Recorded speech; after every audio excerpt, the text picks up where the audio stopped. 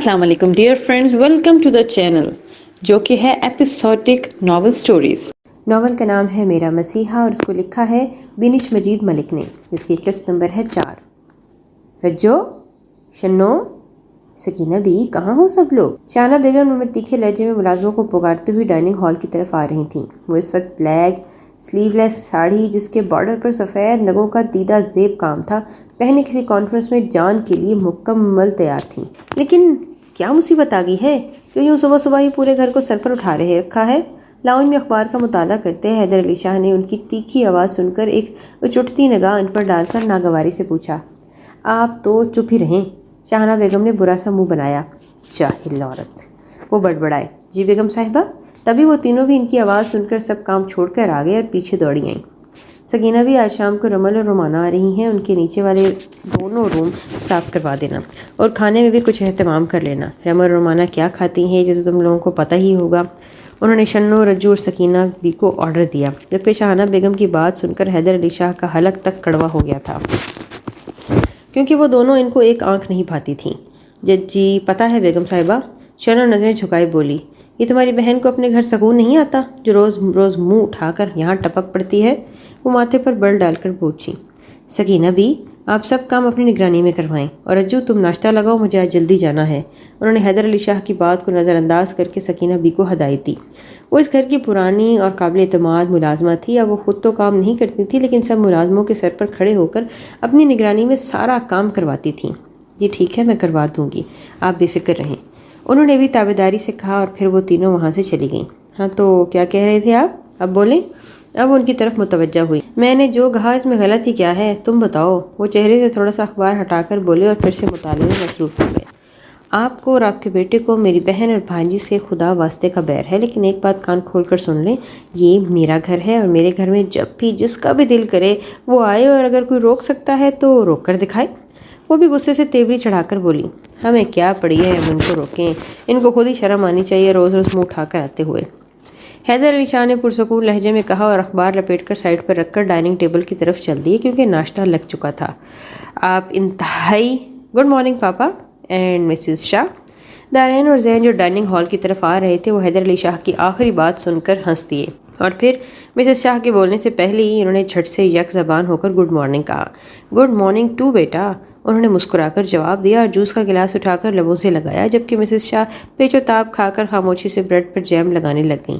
एकदम से dining hall में मुकम्मल खामोशी छा गई थी। एक ब्रेकिंग न्यूज़ है आप लोगों के लिए, उन्होंने तंदी अंदाज में शाहना बेगम की तरफ देखते हुए उन्होंने कहा। वो क्या पापा? जैन को तजस्सुस हुआ। तुम लोगों की आंटी साहिबा तशरीफ़ ला रही हैं। उन्होंने इन दोनों को भी इत्तला दी।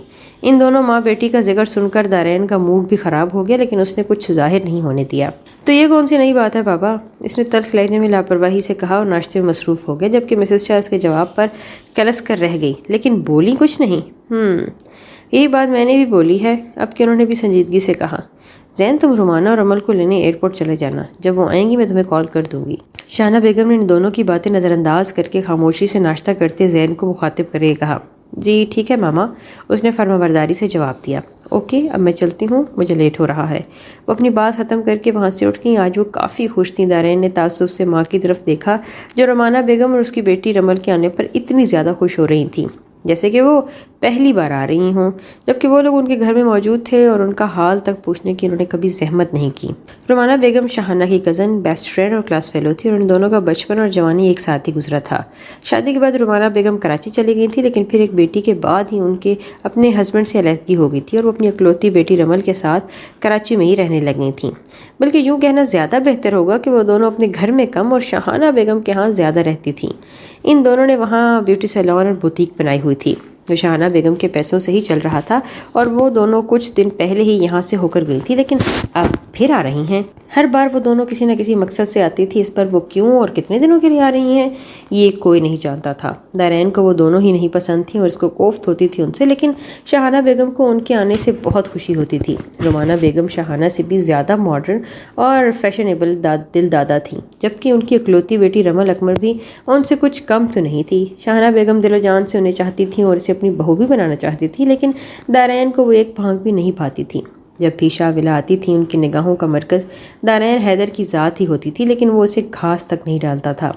اس سے بات کرنا تو دور کی بات۔ صبح سے شام ہو گئی تھی لیکن وہ اپنے کمرے میں ویسے ہی فرش پر گھٹنوں میں سر دیے بیڈ سے ٹیک لگائے بیٹھی تھی۔ رو رو کر اس کی آنکھیں سوج چکی تھی لیکن پھر بھی آنسو تھے کہ بہہ جا رہے تھے، تھمنے کا نام ہی نہیں لے رہے تھے۔ اس کا ذہن بھی بالکل مفلوج ہو گیا، کچھ بھی سمجھ نہیں آ رہا تھا وہ کیا کرے کیا نہ کرے۔ اس کی ظہر اور عصر کی نماز بھی قضا ہو گئی تھی لیکن وہ ایسے ہی سوچوں میں گم بیٹھی تھی۔ تب بھی اس کے اندر سے آواز آئی، چھوڑو ان بے حس لوگوں کے پیچھے رونا، یہ تیری کوئی بات نہیں سنیں گے اور نہ ہی مانیں گے، تو بس اللہ سے مانگ، وہ سب کی سنتا ہے اور سب کو نوازتا ہے۔ وہ ایک جھٹکے سے سیدھی ہوئی، آج وہ اپنے رب کو تو بھول ہی گئی تھی۔ اس نے جلدی سے اپنے ہاتھوں کے پش سے آنسو صاف کیے اور فرش سے اٹھنے لگی، تب بھی اس کے کمرے کا دروازہ ایک جھٹکے سے کھلا۔ رائمہ تیزی سے اندر آئی۔ بی آپی؟ رائمہ نے بےتابی سے اسے پکارا لیکن کچھ نہیں بولی اور ایک زخمی نظر اس پر ڈال کر سر جھکا گئی۔ کیا ہوا آپی؟ آج آپ کمرے سے باہر ہی نہیں آئیں؟ رائمہ نے اس کے بکھرے حلیے کو دیکھ کر سوال کیا اور وہ پھر کچھ بھی نہ بولی۔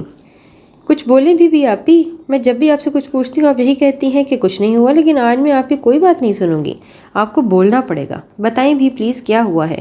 اس نے بیا کے چہرے کو اپنی طرف موڑا اور اس کی سوجی آنکھیں دیکھ کر دنگ رہ گئی۔ کیا بولوں، کیا بتاؤں میں، بس یہ میری بدقسمتی ہے اور کچھ نہیں، وہ بس اتنا ہی بولی۔ ہوا کیا ہے آپی، کچھ بولیں تو صحیح، رائمہ نے پریشانی سے بولا۔ ماموں پر بوجھ بن گئی ہوں میں، اس لیے وہ مجھے نائمہ آپی کے گھر بھیج رہی ہیں، وہ خلاؤں سے گھولتے ہوئے تلخی سے نم آلود لہجے میں بولی۔ لیکن وہاں کیوں؟ اس نے حیرانگی سے پوچھا۔ آپی کی طبیعت نہیں ٹھیک، اس لیے انہوں نے مجھے بلایا ہے وہاں، لیکن رائمہ میں نہیں جانا چاہتی، وہاں جانے کے لیے میرے دل نہیں مانتا۔ تو اب انکار کر دیں، یہ آپ کا حق ہے آپی۔ رائمہ نے اس کو سمجھانا چاہا اور وہ خود بھی پریشان ہو گئی کیونکہ اسرار بھائی بھی اسے کچھ خاص پسند نہیں تھے اور وہ ان کی حرکتیں بھی دیکھ چکی تھی۔ انکار کس سے کروں، مامی سے یا پھر مامی سے؟ کون مانے گا میری بات، ماموں یا مامی؟ بتاؤ، اگر میری مانی جاتی تو یہ نوبت ہی کیوں آتی؟ وہ استحزازی انداز میں ہنس کر تل کر بولی۔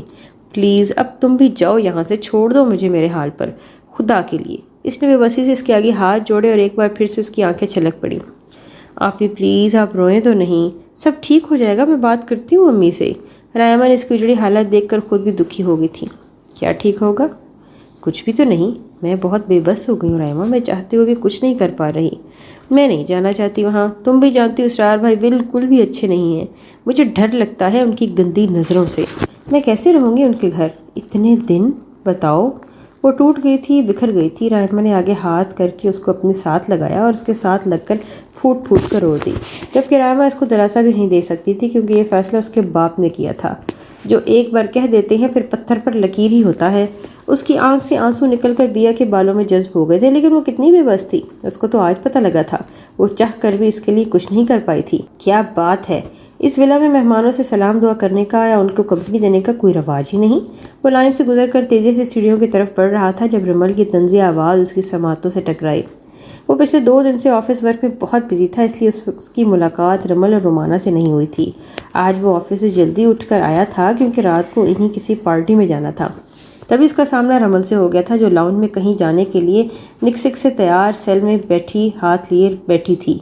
قطن نہیں، رمل کے پوچھنے پر اس کا حلق تک کڑوا ہو گیا۔ وہ آگے جانے کے بجائے چلتا ہوا اس کے پاس آ کر 2 ٹوک لہجے میں بولا، لیکن کیوں دارین؟ رمل اپنے سامنا لے کر رہ گئی تھی لیکن بولنے سے پھر بھی باز نہیں آئی۔ وہ جب بھی آتی تھی اس سے بات کرنے کے لیے بہانے ڈھونڈتی تھی، اسے دیکھتا تک نہیں تھا۔ کیوں کا تو پتہ نہیں، ویسے یہاں مہمان کون ہے مس رمل؟ وہ استحزازی انداز میں ہنس کر اس کے مقابل آ کر بولا۔ کیا مطلب، میں سمجھی نہیں؟ وہ بھی اس کی بات سن کر اپنی جگہ سے کھڑی ہوگی۔ مطلب مہمان 1 یا 2 دن کا ہوتا ہے، لیکن تم لوگوں نے تو ہر وقت یہاں ڈیرے ہی ڈالے ہوئے ہیں، اس لیے تم لوگ میرے لیے مہمانوں کی لسٹ میں نہیں آتی۔ اس نے پرسکون لہجے میں اس کو آئینہ دکھایا۔ دارین یہ کیا بدتمیزی ہے؟ اپنے روم سے تیار شیار ہو کر نکلتی شاہانہ بیگم نے اس کی آخری بات سن کر غصے سے اسے ٹوکا۔ یہ بدتمیزی نہیں مسز شاہ، میں نے حقیقت بتائی ہے آپ کی بھانجی صاحبہ کو، ویسے اس میں غلط ہی کیا ہے؟ ان کو چلتا ہوا مسز شاہ کے روبرو آ گیا۔ رمل میری بھانجی نہیں بیٹی ہے، اس سے کوئی اس لہجے میں بات کریں میں قطعاً برداشت نہیں کروں گی۔ تو نہ کریں برداشت، آئی ڈونٹ کیئر، وہ بھی غصے سے بولا۔ شاہانہ بیگم کے لہجے میں رمل کے لیے پیار دیکھ کر اس کا موڈ یک دم ہی خراب ہو گیا۔ ایسے بھی وہ کرتا ہے بھلا گھر آئے مہمان سے؟ وہ غصے سے بول رہی تھی۔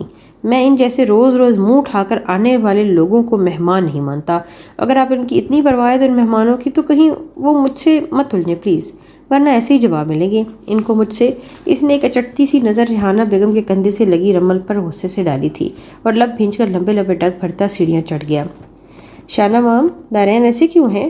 ہیمل نے شاہانہ بیگم کے گلے میں باہیں ڈال کر جان کی انجان بنتے معصومیت سے پوچھا اور ان کو پیار سے شاہانہ موم کہتی تھی۔ میری جان وہ شروع سے ہی ایسا ہے، اپنی باپ کی طرح ضدی، غصیر اور خود سر۔ تم بھی تو جانتی ہو اسے۔ انہوں نے بھی لہجے میں اپنے پن سموتے ہوئے اس کے لہجے کو اور اس کے چہرے کو سہلا کر کہا۔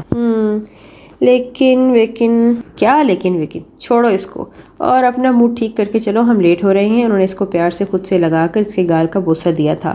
اوکے شاہانہ میم، اس نے مسکرا کر سر جھٹکا اور اپنا بیگ اٹھا کر شاہانہ بیگم کے ساتھ باہر نکل گئی۔ آج وہ اکیلی ان کے ساتھ پارٹی میں جا رہی تھی۔ رومانہ بیگم کی طبیعت کچھ ٹھیک نہیں تھی، اس لیے وہ اپنے روم میں آرام کر رہی تھیں، ورنہ اس وقت وہ بھی ان کے ساتھ ہی جانے کے لیے بالکل ریڈی تھی۔